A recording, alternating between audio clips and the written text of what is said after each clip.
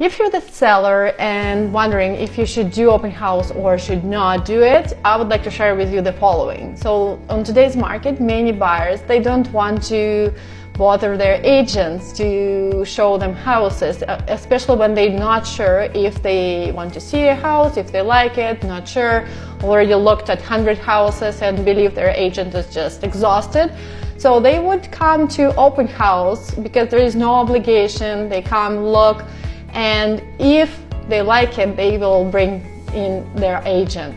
So I would say this is very helpful in today's market when everyone is tired after 2 years of dragging their agents around, and now even my clients more and more, they go to open house, look at the house, and the next step would be we go together for a private showing, look at the house together, and maybe write an offer.